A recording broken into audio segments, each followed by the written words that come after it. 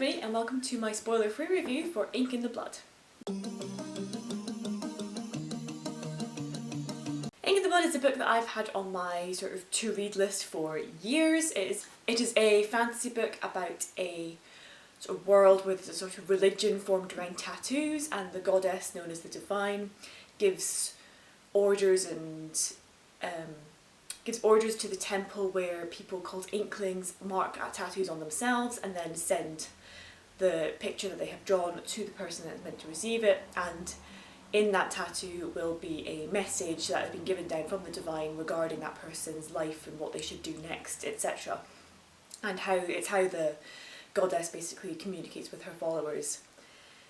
And you follow these two Inklings, which are the sort of acolytes of the temple, and they're the ones that, as I said, draw the tattoos onto themselves and then send them to the followers.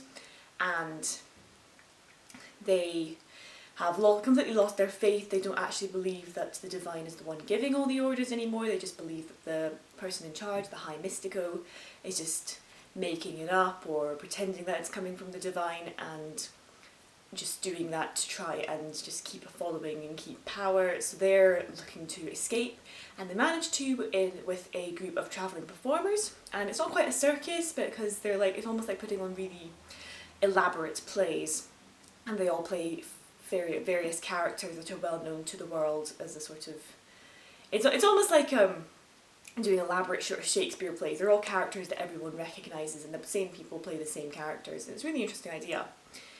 And then after running away and finding their sort of home with this sort of performing troupe, the two main characters, Celia and Anya, discover that the goddess that they did not believe in is actually real, and she's very displeased with them and is sort of coming after them, and everything kind of goes from there.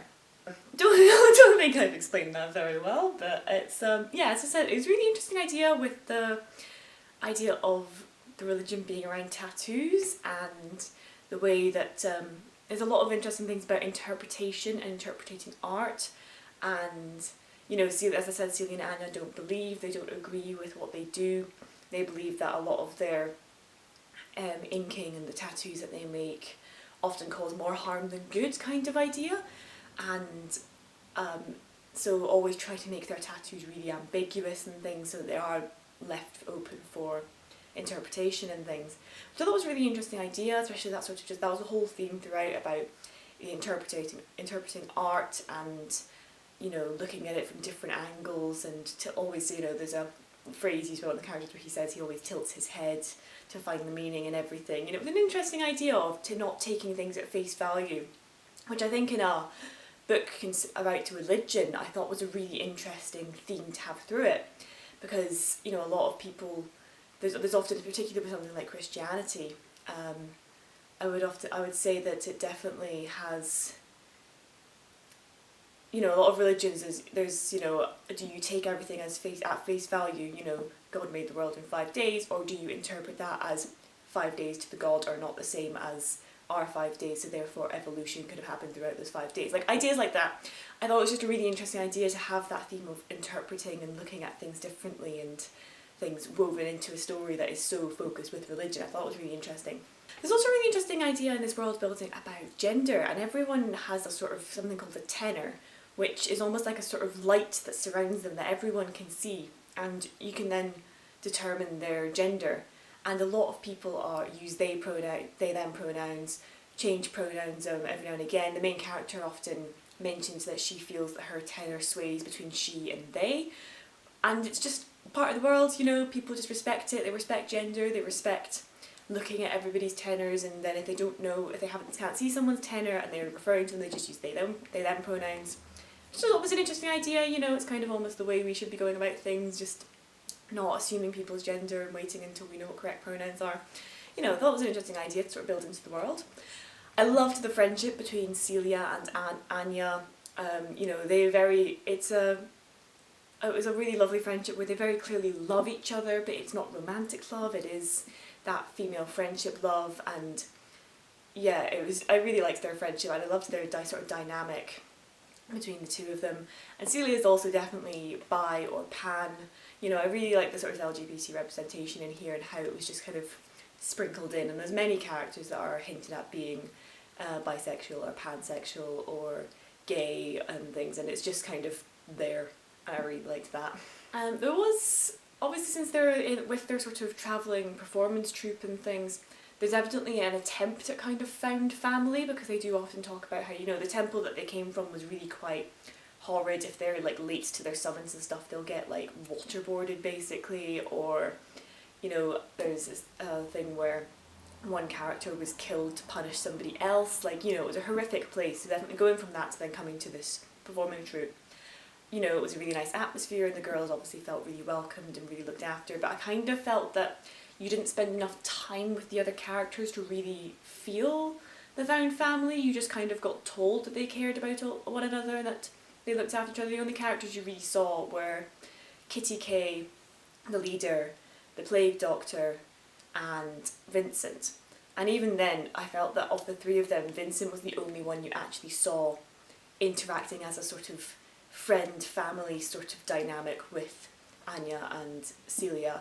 So I really wish they had sort of spent a bit more time with the rest of the troupe and actually fleshing out the dynamics everyone has with one another.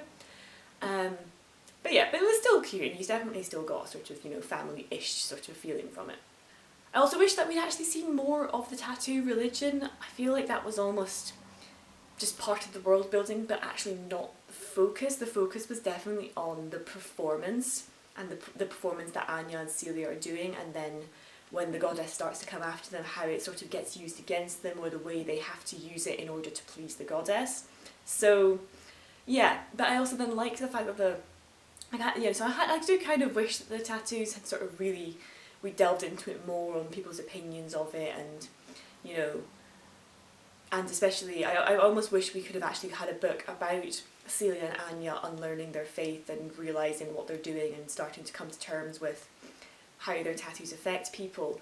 Early on, Celia does see a woman who she tattooed, and she sort of blames herself for sending her that tattoo and not making it more obvious that, you know, this woman was basically getting abused by her husband, and the tattoo she sent almost said to stay with him for the sake of their children or something.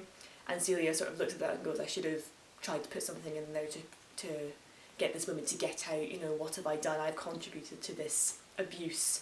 So I kind of wish we'd sort of actually seen a bit more of that side of things, because I found that aspect of it, the sort of coming to terms with the reality of their faith and this entire religion that their country is so, you know, enamoured by, and the way it sort of actually runs. I just thought it was, you know, that really interested me, and I felt like I wish that they'd spent a bit more time with that.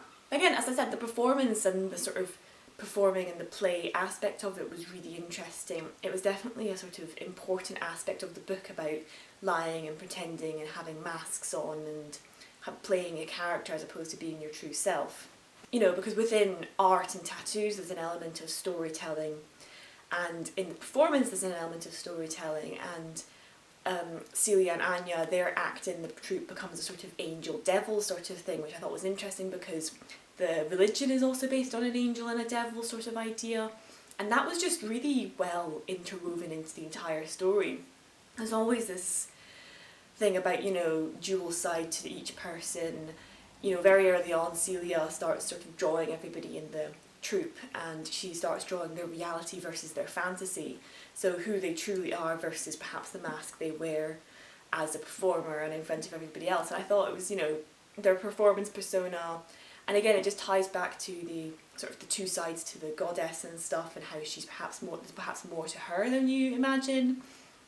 And it was just really interestingly woven into the entire story, this idea of dual personality and two masks that you present to the world, two different stories. You know, there's two main characters, there's Celia and Anya, and Celia is definitely a sort of, and they definitely balance each other out sort of thing, you know.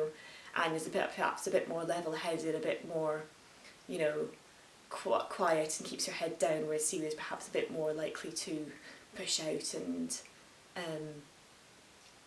bit more rash and a bit more outspoken or something, and a bit more, yeah, I thought it was a really interesting idea of just this whole dual person, two masks, two sides to everybody kind of idea that was just, it just kept coming up again and again and again and again, but like subtly, so it wasn't like hitting you over the head with it, and I really liked that.